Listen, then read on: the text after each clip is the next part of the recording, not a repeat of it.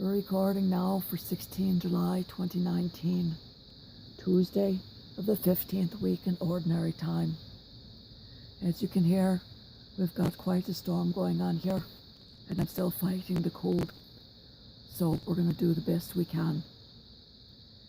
Today we celebrate the memorial of Our Lady of Mount Carmel. Our first reading is from the book of Exodus. A certain man of the house of Levi married a Levite woman, who conceived and bore a son. Seeing that he was a goodly child, she hid him for 3 months.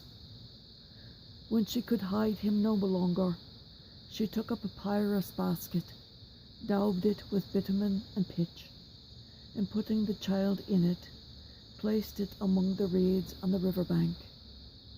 His sister herself at a distance to find out what would happen to him. Pharaoh's daughter came down to the river to bathe, while her maids walked along the river bank.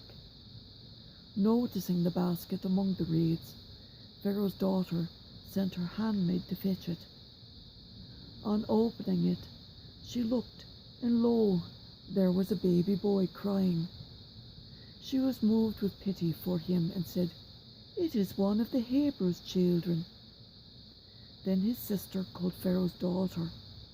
"Shall I go and call one of the Hebrew women to nurse the child for you?" "Yes, do so," she answered. So the maiden went and called the child's own mother. Pharaoh's daughter said to her, "Take this child and nurse it for me, and I will repay you." The woman therefore took the child that was her own and nursed it. And when the child grew, she brought him to Pharaoh's daughter, who adopted him as her own son and called him Moses.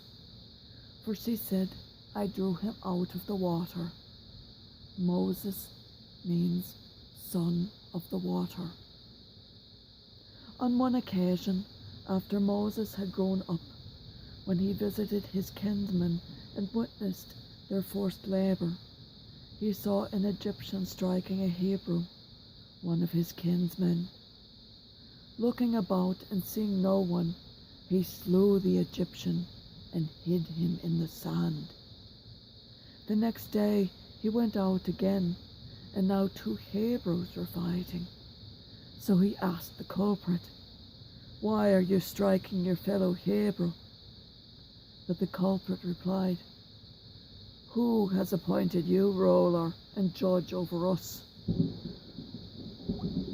Are you thinking of killing me as you killed the Egyptian?"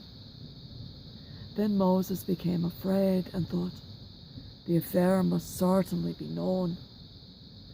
Pharaoh too heard of the affair and sought to put Moses to death.